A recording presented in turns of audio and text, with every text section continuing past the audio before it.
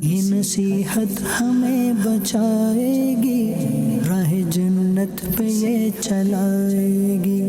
یہ نصیحت ہمیں بچائے گی، راہ جنت پہ یہ چلائے گی۔ الحمدللہ رب العالمین، والصلاة والسلام علی خاتم النبیین، اما بعد فاعوذ باللہ من الشیطان الرجیم، بسم اللہ الرحمن الرحیم۔ والصلاة والسلام علیک یا رسول اللہ وعلی آلک واصحابک یا حبیب اللہ۔ الصلاة والسلام علیک یا نبی اللہ وعلی آلک واصحابک یا نور اللہ۔ میرے پیارے اسلامی بھائی اور مدنی چینل کے ناظرین، مدنی چینل کے پروگرام نصیحت بھری باتیں کے ساتھ ایک دفعہ پھر آپ کی خدمت میں حاضر ہیں۔ اس پروگرام میں شیخ فرید الدین عطار علیہ رحمۃ اللہ الغفار کی بیان کردہ نصیحتیں آپ تک پہنچانے کی سعادت حاصل کی جاتی ہے۔ آئیے آج کے موضوع کی طرف بڑھنے سے پہلے ایک حدیث مبارکہ سننے کی سعادت حاصل کرتے ہیں۔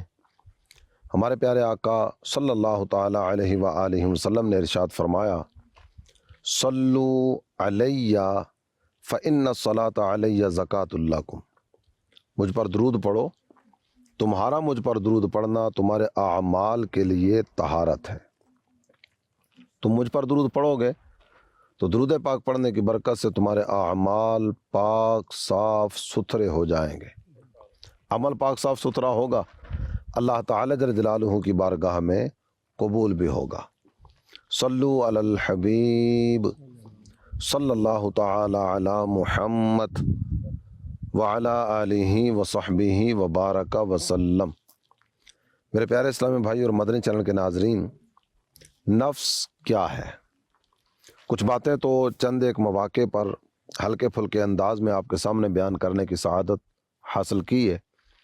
شیخ فرید الدین عطار علیہ رحمۃ اللہ الغفار نے ایک آدھ مثال دی کہ نفس کیا ہے، مثال کے ذریعے سمجھانے کی کوشش کی، اور اس کے بعد اس کے مکر و فریب سے کس انداز میں کنارہ کشی کی جا سکتی ہے اور اس کے دام تزویر میں پھنسنے سے کیسے بچا جا سکتا ہے، یعنی اس کے جال سے بچنے کی صورت کیا ہو سکتی ہے، آپ نے کچھ اس کا بیان فرمایا۔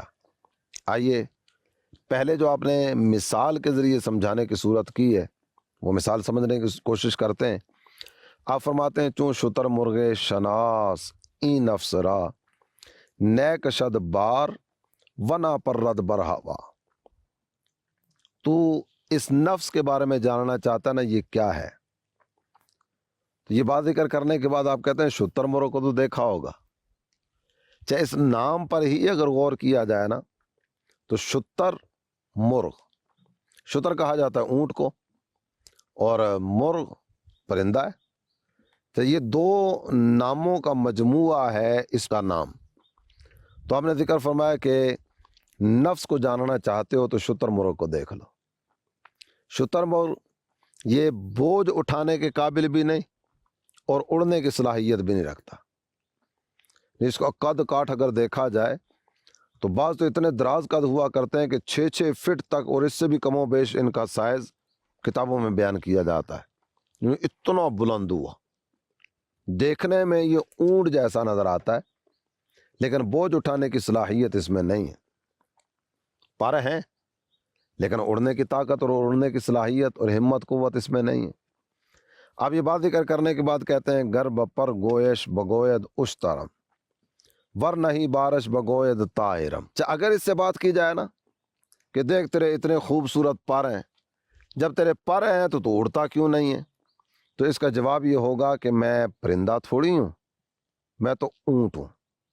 اشترم، میں تو اونٹ ہوں۔ اور پھر دوسری بات اگر اس سے کی جائے اور اسے کہا جائے کہ اگر تو واقعی اونٹ ہے اور ظاہری قد کاٹ کے اعتبار سے تو یوں ہی تیری کیفیت لگتی ہے، اتنا دراز قد اور اتنا عظیم جسم، دیکھنے میں تو واقعی تیری کیفیت اس طرح کی ہے۔ دیکھ اگر تو اونٹ ہے نا، پھر تجھ پر بوجھ لا دیں تو بوجھ کیوں نہیں اٹھاتا؟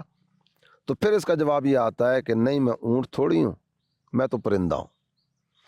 یعنی کسی بھی زاویے سے اور کسی بھی حساب کتاب سے تم اس کو کور کرنے کی کوشش کرو، یہ تمہارے قابو نہیں آئے گا. یہ نفس کی مثال دی ہے شیخ فرید الدین عطار علیہ رحمۃ اللہ الغفار نے. تم ادھر سے آؤ گے یہ ادھر نکل جائے گا، ادھر سے آؤ گے یہ ادھر نکل جائے گا. یہ ہاتھ میں آنے والا نہیں ہے. جس بھی انداز میں اس کو قابو کرنے کی کوشش کرو گے نا، یہ سلپ ہو کے آگے نکل جائے گا. چاہیے مثال دینے کے بعد آپ نے پھر ایک اور مثال ذکر فرمائی. کہتے ہیں چوں گیا ہے زہر رنگش دل کشست، لیک طعمش تلخ و بویش ناخوشست. ایک گھاس ہے جو ظاہری خوبصورتی کے اعتبار سے نا بڑا خوشنما نظر آتا ہے، خوبصورت، بڑا پیارا ہے. اس کی خوبصورتی دیکھ کر نا دل کا میلان اس کی طرف ہوتا ہے. لیکن اس میں دو خرابی ہیں. ظاہری حلیے کے اعتبار سے تو بڑا خوبصورت ہے.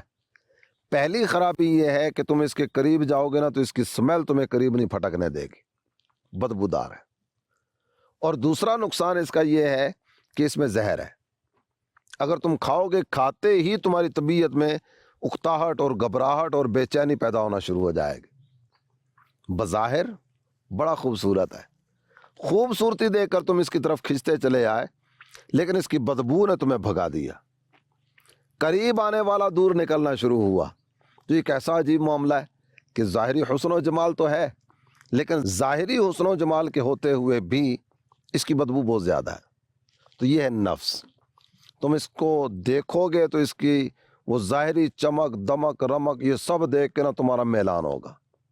اور کیفیت کس طرح کی ہے؟ یہ تمہارا خیرخواہ بن کے نا تمہیں جہنم میں دھکیلنے کی کوشش کرتا ہے. تمہارے سامنے آئے گا نا تو بڑے فائدے بیان کرے گا، دیکھو یوں تو یوں تو یوں. لیکن جس کام کی طرف تمہیں لے کے جاتا ہے نا، وہ کام تمہیں جہنم میں لے جانے کا سبب بن سکتا ہے. پہچان پیدا کرو، کوشش کرو کہ اس کے مکر و فریب کو جان سکو. پہچان پیدا کرو گے نا، شہد دکھا کر زہر پلانے والا نظروں کے سامنے آ جائے گا. تو شہد دکھا کر زہر پلانے والا یہ کوئی اور نہیں، تمہارا اپنا نفس. تمہیں یہ بڑے فائدے کسی چیز میں دکھائے گا، لیکن وہ فائدوں کی راہ پہ چلاتے چلاتے چلاتے تمہیں یوں دھکا دے کر جہنم کے گڑھے میں گرائے گا. اور یہ بات ذکر کرنے کے بعد شیخ فرماتے ہیں کہ اس کی ایک علامت تمہیں بتاؤں، اس کا ایک انداز تمہارے سامنے رکھوں کہ اس کا انداز کس طرح کا ہوا کرتا ہے. کہتے ہیں گر بطاعت خانیش سستی کنت، لیک اندر معصیت چستی کنت. اگر تو اسے اللہ تعالی جل جلالہ کی فرما برداری کی طرف لے کر جانا چاہے نا، یہ سستی دکھاتا ہے. میں آج ہی سے نماز کا آغاز کروں گا. زندگی میں نماز قضا کرنے کا سلسلہ رہا نا تو میں ان سارے گناہوں سے توبہ کرتا ہوں اور آئندہ کبھی بھی نماز میں سستی نہیں کروں گا. یہ آپ نے اپنے آپ سے بات کی.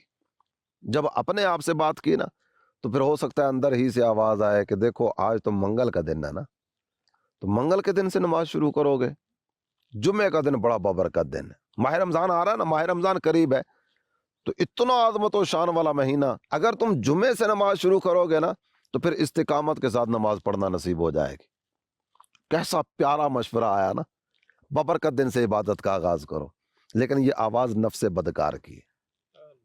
یہ تمہیں برائی کی طرف لے کے جانا چاہ رہا ہے کہ چلو منگل ہے، منگل نکلا، بدھ نکلا، جمعرات نکلا، 3 دن نکل جائیں گے، چوتھے دن اس کو قابو کرنا ویسے ہی آسان ہو جائے گا.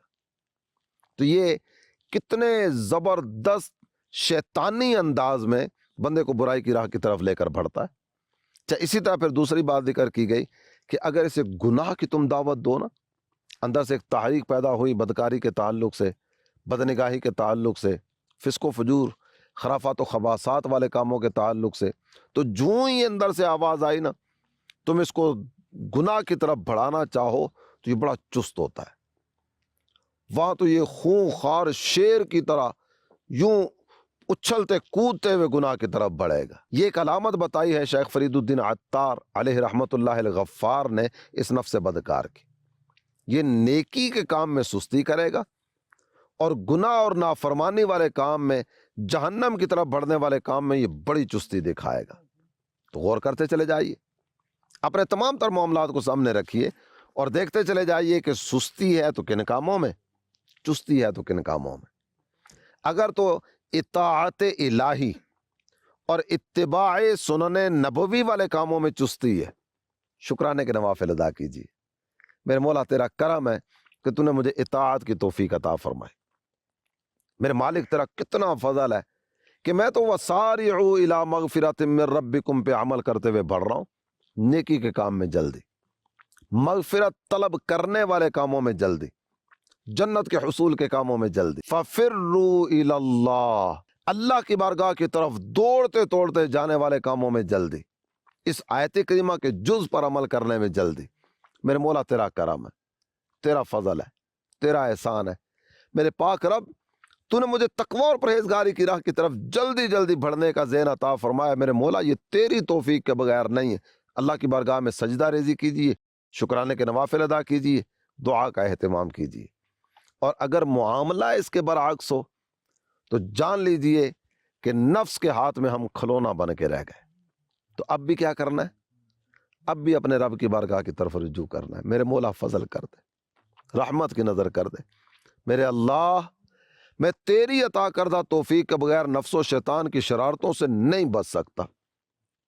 تجھے تیرے کریم نبی کی شان و عظمت کا صدقہ مجھے نفس و شیطان کی شرارتوں سے بچا لے، مجھے اپنی رحمت سے حصہ وافر نصیب فرما دے۔ تو یہ اس کا تو انداز ہوا کرتا ہے کہ تمہیں نافرمانی کی راہ کی طرف لے کر جائے گا اور فرما برداری کی راہ سے تمہیں دور بھگائے گا۔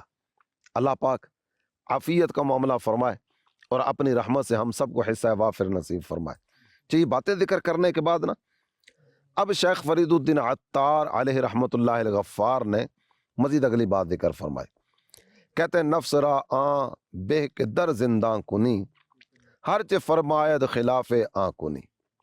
یہ جو اندر سے برائی کی تحریک اٹھتی ہے نا، کسی بھی گناہ کی طرف قدم بڑھانے کی آواز اٹھتی ہے، یہ ایک قوت ہے جو تمہیں برائی کی طرف لے کر جانا چاہ رہی ہے۔ یہی تو نفس امارہ ہے۔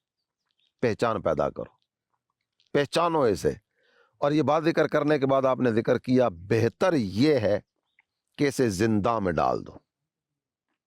آپ سمجھتے ہیں کہ ایک ایسا فرد ہے جو قتل و غارت گری کا بازار گرم کیے ہوئے، یہ جس طرف قدم بڑھاتا ہے نا تو محبتوں کے حسین گلستان میں بھی نفرت کی آگ بھڑکا دیتا ہے۔ ایسے آدمی کا حل کیا ہے؟ سمجھایا جائے گا، نہیں مانا، اب کیا کریں گے؟ اٹھائیے، جیل میں ڈال دیجیے۔ جیل کی سلاخوں کے پیچھے ڈال دیا نا، تو اب جب تک یہ وہاں رہے گا کم از کم شہر والے، علاقے والے، گاؤں والے، دیہات والے، محلے والے، برادری والے یہ تو سکون سے جیئیں گے نا۔ نفس آزاد رہے گا، تم قیدی بن جاؤ گے۔ یہ آزاد گھومے پھرے گا، یہ تمہارے قید خانے کے سرٹیفکیٹ پر مہر ثبت کروائے گا اور تمہیں جہنم رسید کروا کے دم لے گا۔ بہتر یہ ہے اسے قید کرو۔ اور اس کے بعد دوسری بات جو ذکر فرمائی گئی وہ ہے ہر چے فرماید خلاف آنکونی۔ یہ جس بھی بات کی تمہیں ترغیب دلاتا ہے نا اور جس بھی کام کی طرف تمہیں لے کر بڑھنے کی صورت کرتا ہے، تم اس کی مخالفت کرو، اس کی بات ماننے کی طرف نہ جاؤ۔ یہ شراب پینے کا کہے، تم ترک کرو اور اللہ تعالی جل جلالہ کی بارگاہ میں رجوع لے آؤ۔ یہ نماز چھوڑنے کی دعوت دے، تم اللہ تعالی جل جلالہ کی بارگاہ میں نماز پنجگانہ با جماعت ادا کرنے کے لیے حاضری دو۔ ہاں کچھ تھوڑا سا مزید آگے بڑھو نا، ہمت کرو، مرد ہو، مردانگی دکھاؤ، طاقتور ہو، اپنی طاقت کا مظاہرہ کرو۔ اشرف المخلوقات ہو نا، تو اشرف المخلوقات اور جو ڈھیر ہو جائے اور نفس کے اکسانے پر اور نفس کے دبانے پر یہ دبتا چلا جائے، ایسا کیسے ہو سکتا ہے؟ اللہ تعالی جل جلالہ نے ساری مخلوقات میں تمہیں فضیلت اور برتری عطا فرمائی۔ جب تمہیں فضیلت اور برتری عطا کی گئی ہے تو آگے بڑھو۔ نفس کی ماننے کی بجائے نا نماز پنجگانہ کے ساتھ ساتھ کچھ نہ کچھ نوافل بھی ادا کر لو۔ اور تنگ کرتا ہے تلاوت قرآن کرو، مزید بھڑکاتا ہے درود پاک کی تسبیح پڑھنا شروع کر دو، آیت کریمہ کا ورد کرو، اللہ تعالی جل جلالہ کی جناب میں دعا کا اہتمام کرو۔ جو کہے اس کے خلاف کرتے چلے جاؤ، اس کی بات ماننے کی طرف نہ آنا۔ اور یہ بات ذکر کرنے کے بعد پھر آپ کہتے ہیں کام نفس بد برا وردن خطاست، زاں کے دشمن را بپر وردن خطاست۔ سنو، نفس بد، نفس امارہ، اس کی بات پر لبیک کہتے ہوئے آگے بڑھ جانا یہ بہت بڑی غلطی ہے۔ کیا آج تک تم نے کوئی ایسا دیکھا ہے جو پتہ ہونے کے باوجود اپنے دشمن کو پروان چڑھا رہا ہو؟ نہیں دیکھا ہوگا۔ دشمن کو پروان چڑھانا یہ تو بہت بڑی خطا ہوا کرتی ہے۔ دشمن کو مضبوط کرنے کی طرف کوئی بھی آگے نہیں بڑھتا، دشمن کو کمزور کیا جاتا ہے، دشمن کو کاٹنے کا ذہن بنایا جاتا ہے، اور یہ سوچ بنائی جاتی ہے کہ میرا دشمن ایسا ہو جائے کہ مجھ پر وار کرنے کا تصور بھی نہ کر سکے۔ یہ تمہارا دشمن ہے، یہ نفس بدکار، یہ تمہارا دشمن ہے، تمہیں جہنم میں گرانا چاہتا ہے۔ تو سنو، اس کو کھلا پلا کے، اس کی باتیں مان کے اور اس کی خواہشات کی تکمیل کا سامان کرتے ہوئے اسے کب تک موٹا تازہ اور فربا کرتے چلے جاؤ گے؟ احتیاط کرو۔ یہ انداز اپنانا یہ بالکل درست نہیں۔ اور اس کے بعد آپ نے ذکر کیا نیست درمانش بجز جوع و عطش، تاکہ سازی رام اندر تا آتش۔ علاج تمہیں بتاؤں؟ علاج یہ پہلے بھی ایک پروگرام میں کچھ بیان کیا گیا، وہاں قدر تفصیل کے ساتھ یہ بیان ہوا تھا، جہاں اشارتاً بات کو بیان کر کے آگے نکلوں گا۔ کہتے ہیں اس کا علاج بھوک اور پیاس کے علاوہ کچھ بھی نہیں، اس کا علاج بھوک اور پیاس ہے۔ اگر تو بھوک اور پیاس کی مشقت اٹھائے گا تو اب یہ ماند پڑتا چلا جائے گا، اور تمہیں اللہ تعالی جل جلالہ کی اطاعت کی توفیق میسر آ جائے گی۔ شکم سیر ہو کر بندہ گناہ کی دلدل میں دھنستا چلا جاتا ہے۔ تو کچھ بھوک رکھ کے زندگی گزارو، پیٹ بھرنے کی مشقت نہ اٹھاؤ۔ پیٹ زیادہ بھرا ہوگا نا تو اس کا اپنا وزن اٹھانا یہ بھی ایک کام ہوگا جو تمہارے ذمہ آ جائے گا۔ تو نفس کو بھوک اور پیاس کی لگام ڈال کے قابو کرنے کی صورت کرو۔ پھر ذکر کرتے ہیں چون شتر در رہ درائے و بار کش، بار طاعت بر در جبار کش۔ اونٹ کی طرح اس کو رستے میں لے کر آؤ، اس پر بوجھ لا دو اور اس کو کھینچ کے لے جاؤ۔ یہ ایک مثال اور استعارہ کے طور پر آپ نے یہ بات ذکر کی ہے، اس پر بوجھ لا دو۔ اونٹ جب شوخی کرتا ہے نا تو یہ شوخی والی کیفیت وہی کیفیت ہوا کرتی ہے کہ جب اس پر بوجھ نہیں ہوتا، اور جب اس پر بوجھ ہوتا ہے نا تو بوجھ کی وجہ سے اب یہ تھکا تھکا ہارا یہ منزل کی طرف بڑھ رہا ہوتا ہے۔ توجہ رکھنا، بوجھ لا دو گے نا تو اس میں وہ زور، جس زور کو یہ لگاتے ہوئے تمہیں جہنم کی طرف لے کر بڑھنے کا سامان کرے گا، وہ زور نہیں لگا سکے گا۔ جب بوجھ لادنے سے مراد یہ نہیں ہے کہ لکڑیاں اٹھا کے گھومو پھرو، بوجھ اٹھانے سے مراد یہ ہے کہ اس پر عبادت، مشقت، روزہ اور اللہ تعالی جل جلالہ کی اطاعت کا بوجھ لاد دو، فرما برداری کا بوجھ اس پہ لا دو، اسے اطاعت کی راہ پر لے کر چلو۔ بار طاعت بر در جبار کش، یہ دوسرے مصرے میں آپ نے اس کی مزید توضیح فرمائی، اس کی وضاحت فرمائی۔ وہ کیا ہے؟ کہتے ہیں بندگی کا بوجھ لاد کے نا، اطاعت کا بوجھ لاد کے، فرما برداری کا بوجھ لاد کے اسے رحمان کی بارگاہ کی طرف لے کر چلو۔ میرے پیارے اسلامی بھائی اور مدنی چینل کے ناظرین، باتیں تو بہت اچھی ہیں، بہت پیاری باتیں جو ذکر کی جا رہی ہیں، لیکن ضرورت صرف اس امر کی ہے کہ ہم سن کر ان کی لذت محسوس کرنے کے بجائے عملی اقدامات کی طرف آگے بڑھتے چلے جائیں۔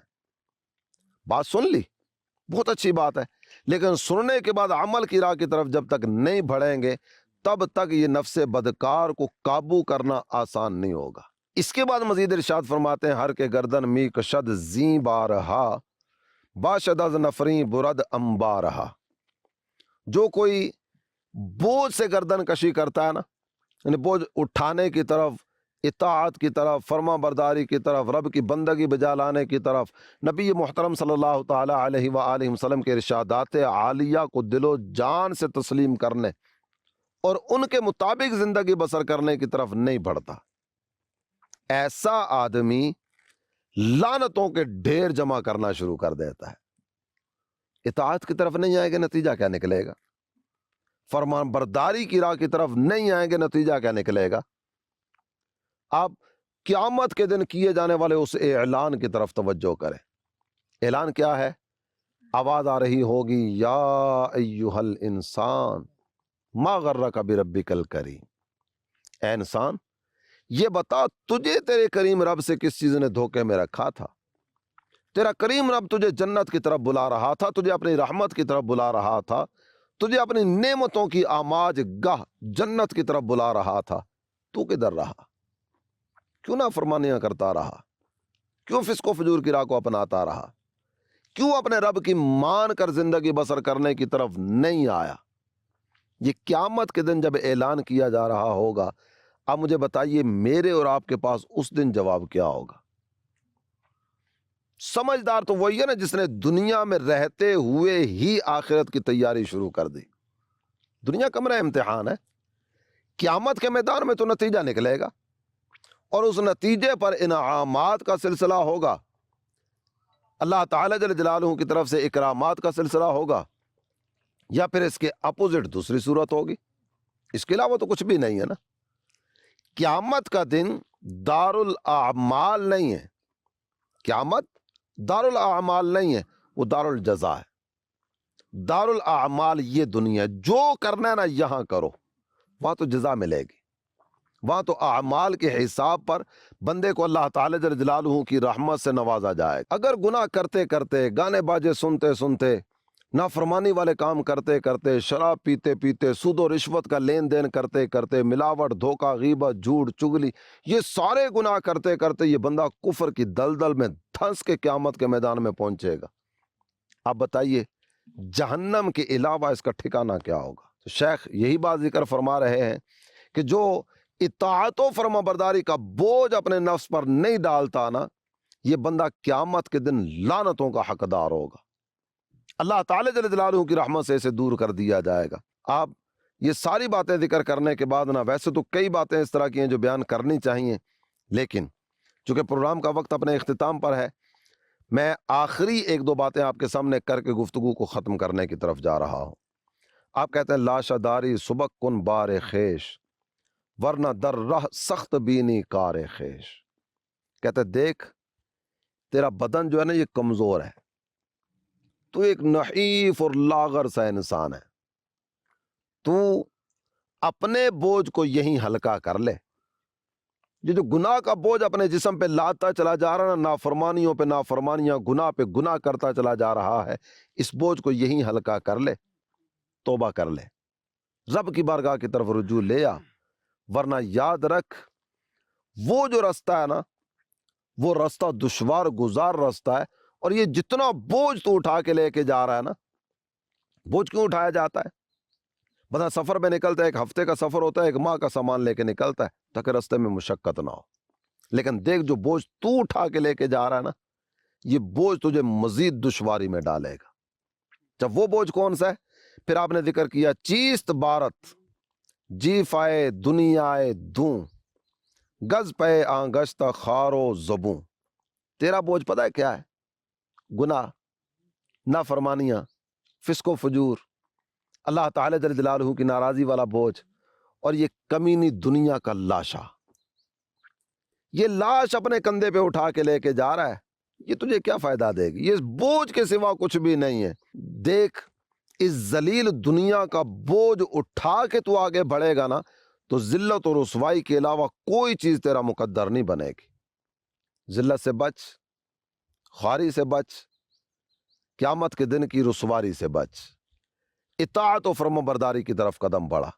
اللہ پاک ہمیں عمل کی توفیق عطا فرمائے، اپنی رحمت سے حصہ وافر نصیب فرمائے۔ ہمارے پروگرام کا وقت اپنے اختتام کو پہنچا، آئندہ پروگرام میں انشاءاللہ الکریم ایک نئے موضوع کے ساتھ آپ کی خدمت میں حاضر ہوں گے۔ مدنی چینل دیکھتے رہیے، اللہ تعالی عمل کی توفیق عطا فرمائے، آمین، بجاہ النبی الامین صلی اللہ تعالی علیہ وآلہ وسلم۔ یہ نصیحت ہمیں بچائے گی، راہ جنت پہ یہ چلائے گی۔ یہ نصیحت ہمیں بچائے گی، راہ جنت پہ یہ چلائے گی۔